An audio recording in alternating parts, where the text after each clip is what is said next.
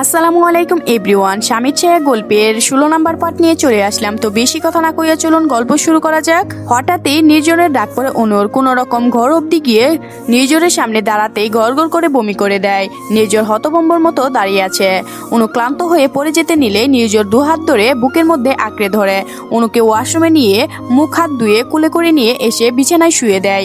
অনু ঠিক আছো তুমি? অনু ক্লান্ত চোখে নির্জরের দিকে তাকিয়ে আছে। কেমন বমি বমি পাচ্ছে, কিন্তু হচ্ছে না। হলে একটু শান্তি পেতাম। খুব কি কষ্ট হচ্ছে? না তেমন কিছু না, আমি ঠিক আছি। ওকে, এদিকে জামেলটা মিটুক, তারপর তোমাকে ওয়েটে আনিকা আপুকে ডাকিয়ে আনিকা আপু তোমাকে দেখে দিবে।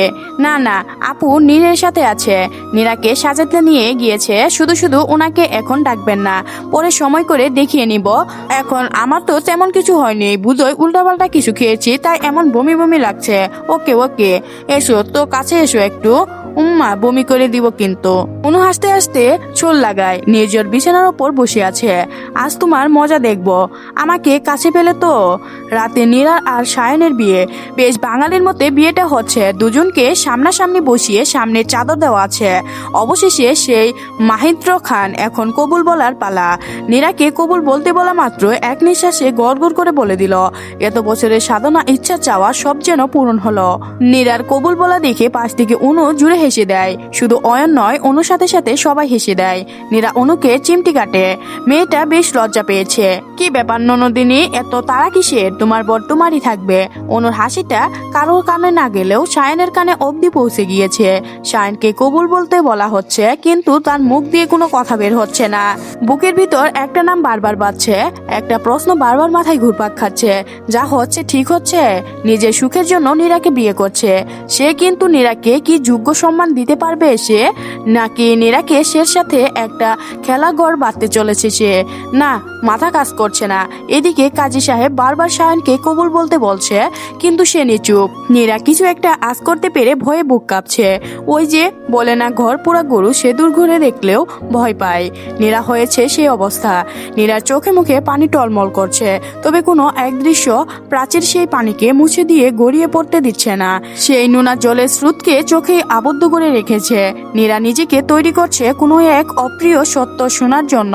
নিজেকে নিজের সত্তা দিচ্ছে। একটা মানুষের নিজের জন্য নিজের চেয়ে বড় বন্ধু আর কেউ হতে পারে না। একটা সময় দুম করে সায়ন বলে দেয়, কবুল কবুল। সবাই একসাথে সুবহানাল্লাহ বলে উঠে। তবে এবার নীরার চোখে জলের বাধা ভেঙে গিয়েছে। গড়গড় করে চোখ দিয়ে পানি পড়ছে। আর সায়নের বলা এই তিনটা শব্দের স্পষ্ট ইঙ্গিত বেয়ে মস্তিষ্ক চলছে। নীরার সমস্ত অঙ্গ প্রত্যঙ্গ জানান দিচ্ছে সায়ন ভাই কবুল বলেছে। এখানে উপস্থিত সবাইকে সাক্ষী রেখে তাকে বউ বলে গ্রহণ করেছে।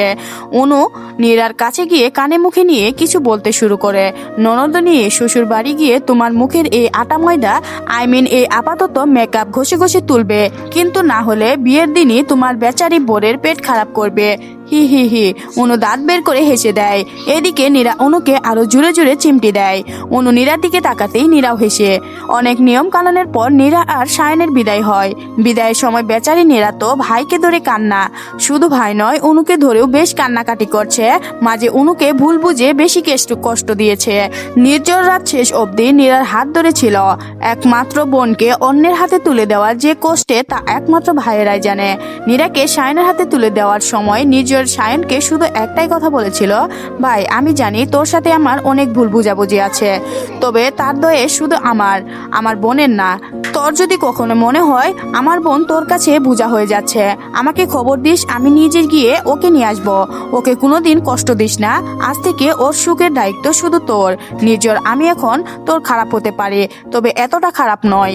নীরাকে ভালো রাখার সর্বোচ্চ চেষ্টা আমি করব। নির্জর সায়নের কথার ভরসা পায়। সায়ন আর যাই হোক সৎ একজন মানুষ। অবশেষে নীরা সায়নকে বিদায় দিয়ে ঘরে চলে আসে নির্জর। অনু অবাক হয়ে নির্জরকে দেখছে। ছেলেটা বোনকে বিদায় দেওয়ার সময় চোখের জল নাকের জল এক করে ফেলেছে। অনু গিয়ে নির্জরকে গা ঘেঁষে বসে পড়ে। কি হলো? কি ব্যাপার? কিছু না। ওকে। নির্জর অনুকে টান দিয়ে কাছে নিয়ে আসে, তারপর খাটের উপর ফেলে দিয়ে অনুর ওপর উঠে যায়। অনুর দিকে একটু এগাতেই অনু গায়ে সব শক্তি দিয়ে নির্জরকে ধাক্কা মেরে দেয়। নির্জর মেঝেতে পড়ে যায়। তারপর অনু দৌড়ে গিয়ে ওয়াশরুমে গড়গড় করে বমি করে দেয়। নিজেরও পিছন পিছন ছুটতে লাগলো। অনু খুব কষ্ট হচ্ছে, কি মনে হচ্ছে পেটের সব বেরিয়ে আসছে, কিছু হবে না। নিজের অনুর চোখে মুখে পানি দিয়ে ওয়াশরুম থেকে বার করে আনে। একটু পর নিজের অনুভব করে অনু তার অপর ঢলে পড়েছে। অনু জ্ঞান হারিয়েছে। নিজের অনুকে কুলে তুলে বিছানায় শুয়ে দেয়। আনিকা আপুকে ডাকা হয়। আনিকা আপু অনুর লক্ষণ দেখে মুখ কালো করে নেয়। নিজের আনিকা আপু মুখের দিকে তাকিয়ে আছে। কি হয়েছে আপু, সিরিয়াস কিছু? নিয়ে যেই ভয় পেয়েছিলাম তাই হয়েছে। মানে মানে ইউজ প্রেগনেন্স, অনু মা হতে চলছে। নিজের ভর্তা চোখে আনিকা আপুরের দিকে তাকিয়ে আছে। কি বলো আপু? বাট এটা অনুর জন্য রিস্কি। জানি না, but I am sure Anu মা হতে চলছে। She is pregnant. অনুর কানে অন্য কথা না গেলেও পৌঁছালো আনিকা আপুর বলা শেষ কথাটাই। ঠিক পৌঁছিয়েছে, অনুর মা হতে চলেছে। অনু আর এক মুহূর্ত না দাঁড়িয়ে কাঁদতে কাঁদতে ছুটে গিয়ে নিজরকে জড়িয়ে ধরে। অনু নিজরকে জড়িয়ে ধরে হাউমাউ করে কেঁদে দেয়। নিজর মুহূর্তের মধ্যে দাঁড়িয়ে আছে, মুখের কোনো কথা নেই। অনু টলমল পায়ে নিজরকে শক্ত করে জড়িয়ে ধরে রয়েছে। নিজর অনুকে ধরে নিয়ে গিয়ে বিছানায় বসিয়ে দেয়। অনু একটু শান্ত হও। নিজরের হাতটা অনুর পেটে নিয়ে যায়। দেখো, এখানে আমাদের বেবি আছে। আমি মা হতে চলেছি, আমারও একটা বেবি হবে। আমাকে আর কেউ বাজে বলবে না। সে আমাকে সব সময় মা মা বলে ডাকবে, আর তোমাকে বাপাই। কথাটা বলে অনু নিজরের কাঁধে মাথা রাখে। তবে অনুর কোনো কথা নিজরের কানে ঢুকছে না। তার মাথায় বারবার একটা কথাই ঘুরপাক খাচ্ছে, এ ধরনের পেশেন্টের জন্য বাচ্চা নেওয়া খুব রিস্কি। এতে হয় বাচ্চার ক্ষতি হয়, নয়তো মার। কথাটা আনিকা আপু বলেছিল অনুর পরিবারকে সেদিন হাসপাতালে। নিজের আড়াল থেকে শুনেছিল। তবে কি এবার অনুকে হারিয়ে ফেলতে হবে, নাকি সারা জীবনের মতো বাবা হওয়ার ইচ্ছেটা বিসর্জন দিতে হবে? আনিকা আপু, তুমি না বলেছিলে অনু কখনোই বেবি হবে না? তাহলে ও কনসিভ করলো কি করে? তাহলে কি সব ভুল বলো? আমি বাবা হব, তাই তো? তুই বোধ হয় আমার কথা বুঝতে পারিসনি। অনুর সমস্যাটা অভিরিতে। ওর কনসিভ করার ক্ষমতা তো আছে, তবে নিজের মধ্যে আরেকটি অস্তিত্ব ধারণ করার ক্ষমতা নেই। বিষয়টা তো একই হলো, তাই না? কিন্তু আপু, কোনোভাবেই কি কিছু করা সম্ভব নয়? অনু মা হতে চায়, আমিও তো। আমি কি করে? বিষয়টা খুব রিস্ক। ইনফ্যাক্ট এতে মা হয় নয় বেবি, দুজনের মধ্যে একজনের ক্ষতি হবে, আর কখনো কখনো তো দুজনেরই। তাহলে উপায় একটাই, অনুকে রাজি করা। আজকাল অনেকভাবেই তো বাচ্চা নেওয়া যায়। তোরা বরং কোথা থেকে একটা বেবি। আমি কি বলেছি তুই বুঝতে পারছিস তো? আমি দেখছি অনুকে। নির্জর আর এক মুহূর্ত না দাঁড়িয়ে ঘরের দিকে হাঁটা ধরে। চোখ দুটো ছলছল করছে। হয়তো মনের কোনো এক কোণে এক আশায় আলো উকি দিচ্ছিল। তবে আনিকা আপুর কথায় সে অন্ধকারে জ্বলে উঠে। প্রদীপটা নিপ করে নিভে গিয়েছে। না হয় একটু ইচ্ছা বিসর্জন দিলেই তাতে কি হতো? তবে কোনো কিছুর বিনিময়ে সে অনুকে বিসর্জন দিতে পারবে না। সত্যিই তো বেবি অনেকভাবেই নেওয়া যায়। অনুকে বুঝাতে হবে। নিজের ঘরে যেতেই দেখে অনু গুটিসুটি মেরে শুয়ে আছে। বোধহয় ঠান্ডা লেগছে। নিজের একটু এগিয়ে গিয়ে অনুর গায়ে কাঁথা টেনে দেয়। কি নিঃস্মৃতে ঘুমাচ্ছে সে। অনুকে বেশ ক্লান্ত দেখাচ্ছে। তবে সেই ক্লান্তর মুখে কেমন পরিপূর্ণ ছাপ ফুটে উঠেছে। অনুর মুখে অপরিপূর্ণর মেঘ কেটে গিয়ে এক পূর্ণতার দীপ্তি ফুটে উঠেছে। তবে আফসোস, যদি অনু সেই পূর্ণতার স্বাদ পেত, যদি কখনো সাইট মিথ্যা হতো, তবে কি খুব কঠিন হবে। কি জানি কি হতো। নিজের আর নিজেকে সামলাতে পারছে না। বড্ড লোভ হচ্ছে। একটা সন্তানের লোভ, সন্তানের মুখে বাবা ডাক শোনার লোভ, ছোট ছোট হাত পা আর আধো আধো বুলিতে বাবা ডাক। এই সব যদি মিথ্যা হতো, আর আমি যদি নিজের ডয়ার থেকে এক প্যাকেট সিগারেট নিয়ে বারিন্দায় হাঁটা ধরে। আজ অনেক দিন পর সিগারেটের নেশা লাগছে। নেশাটা কেমন জানে মাথায় চড়ে বসেছে। ভিতরটা পুরে খাড় খাড় হয়ে যাচ্ছে। ঠিক এই সিগারেটের আগুন যেমন একটু একটু করে গোটা সিগারেটটা পুড়িয়ে নিঃস্ব করে দেয়, ঠিক তেমনটাই নিজের মাথা হ্যাং হয়ে যাচ্ছে। অনু কখনো রাজি হবে? অবশ্য করাতে হবে। কি করে রাজি করাবো তাকে? যেটা সম্ভব নয় সেটা নিয়ে ভেবে কি লাভ? অনুকে তো সত্যিটা বুঝতে হবে। কিন্তু না, কিছু মাথায় আসছে না। একে একে 3টা সিগারেট অলরেডি শেষ করে ফেলেছে সে। 4 নাম্বারের মুখে নিতেই কেউ একজন ছু মেরে কেড়ে নেয়। নিজের তাকিয়ে দেখে অনু টলমল চোখে তার সামনে দাঁড়িয়ে আছে। বারণ করছে না স্মোক করতে, ঠুট পুড়ে যাবে। এলে যে ঘুম হলো অবাক হয়ে। স্মোক করলে কেন? আপাতত চুমু টুমু খেতে ইচ্ছা করছে না। সিগারেটটাই বেটার অপশন। মুচকি হেসে, বিষয়টা কিন্তু এখন আর শুধু চুমুতেই সীমাবদ্ধ নয়। তাহলে senior mister Chowdhury, junior mister Chowdhury, কিন্তু খুব কষ্ট হচ্ছে। এই যে দেখো, এত ছোট্ট মানুষ এত কঠিন ধোয়া সহ্য করবে কি করে? ওর তো খুব কষ্ট হবে, তাই না? তুমি তো বাবা, তোমাকে বুঝতে হবে নাকি? একগাল হেসে নিজের আর নিজেকে সামলাতে পারেনি অনুকে ধরে হাউমাউ করে কেঁদে দেয়। অনু হতভম্বর মতো দাঁড়িয়ে আছে। নির্জরের কান্নার মনটা বুঝতে না পারলেও নির্জরের চোখের পানি অনুর বুকের ভিতর কোনো এক জায়গায় আঘাত করছে। কোনো এক অজানা ভয়ে বুকটা বারবার কেঁপে উঠছে। কি হতে চলছে তার জীবনে? এদিকে মাঝরাত পেরিয়ে গিয়েছে। তড়িঘড়িতে এখন রাত 2:20 নীরা একা একা বসে বাসর করে বসে আছে। ঠিক বসে নেই, কখনো বসছে, কখনো দাঁড়াচ্ছে, কখনো বা পায়চারি করছে। মুট কথা সায়নের জন্য অপেক্ষা করছে সে। অপেক্ষার পর যেন শেষ হচ্ছেই না। সায়নের আসার নামই নেই। সায়নের না আসার কারণটা নীরা একটু হলেও আন্দাজ করতে পেরেছে। তাই বসা থেকে উঠে দাঁড়ায়। ঘরটা সুমসাম, খুব সুন্দর করে ফুল দিয়ে সাজানো। চারদিকে ফুলের সুবাসে মুমু করছে।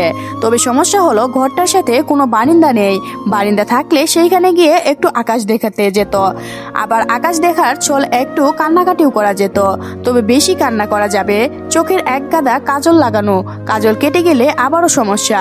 তবে আপাতত তেমন কোনো উপায় নেই। তবে দক্ষিণে একটা জানালা আছে।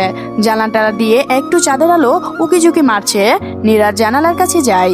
আকাশের বড় চাঁদটাকে কতগুলো মেঘ ঢেকে রেখেছে। নীরার জীবনটাও আপাতত মেঘ ঢেকা, সেখানে সুখের কোনো চিহ্ন মাত্র নেই। সায়ন আদৌ কি তাকে মেনে নিবে? কি হতে চলছে তার ভবিষ্যতে?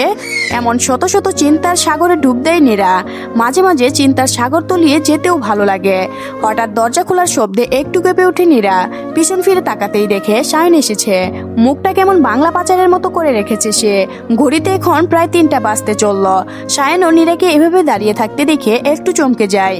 তার ধারণা ছিল নীরা হয়তো ঘুমিয়ে পড়েছে। কি এখনো ঘুমায়নি কেন? ঘুম পেলে তো মানুষ ঘুমাবে, না পেলে কি করবে শুনি? অনেক রাত হয়েছে তো, সেটা আপনারও মনে রাখা উচিত ছিল। রাত বেড়েছে। আসলে আমার মাথা চুলকাতে বলল। আমি সুপায় শুচ্ছি, আপনি খাটে শুয়ে পড়ুন। সরি নীরা, আমার একটু সময়ের প্রয়োজন ছিল। বাট আই এম প্রমিস আমি তোমাকে তোমার যোগ্য সম্মান দেব। জানে আপাতত ঘুমিয়ে পড়ুন। নীরা, আমার কথাটা শুনো। আপনার যত সময় লাগবে নিন। কে ধরে রেখেছে? তবে একটা কথা মনে রাখবেন, দিন শেষে আপনি আমার স্বামী আর আমি আপনার স্ত্রী। যান, আপনি সুপায় শুন, আমি খাটে। আমি সুপায় শুবো? আপনি নিজেই তো সুপায় শুতে চাইলেন না। সায়নকে আর কোনো কথা বলার সুযোগ না দিয়ে নীরা খাটের ওপর ধপ করে শুয়ে পড়ে। সায়ন হাঁ করে দাঁড়িয়ে আছে। কি হলো, এখনো দাঁড়িয়ে আছেন কেন? তা বাকি রাত কি দাঁড়িয়েই কাটাবেন? না, ঠিক তা নয়, কিন্তু গুড নাইট। সায়ন কি মনে করে সোফায় গিয়ে বালিশটা নিয়ে এসে নীরার পাশে ধুম করে শুয়ে পড়ে। তার ধারণা ছিল নীরা হয়তো তাকে বিছানায় শোয়ার জন্য বলবে। নীরা অন্য পাশ ফিরে শুয়ে আছে। সায়নের কাণ্ড দেখে নীরা একটু মুচকি হেসে সরে আসে। সত্যিই তো, সারাদিন যত ঝড়ঝাপটা আসুক না কেন, যত সুখ দুঃখ অভিমান পাহাড় জমে থাকুক না কেন, দিন শেষে একটা পরিচয়ে মাথায় তুলে দাঁড়িয়ে থাকবে, তা হলো স্বামী স্ত্রীর সম্পর্ক, যার ভিত্তি শুরু হয় এক পবিত্রতা দিয়ে। তো আজকের গল্পটি এ পর্যন্ত শেষ হলো। পরবর্তী পাঠের জন্য অবশ্যই এই চ্যানেলটি সাবস্ক্রাইব করে রাখবেন। ধন্যবাদ সবাইকে, ভালো থাকবেন।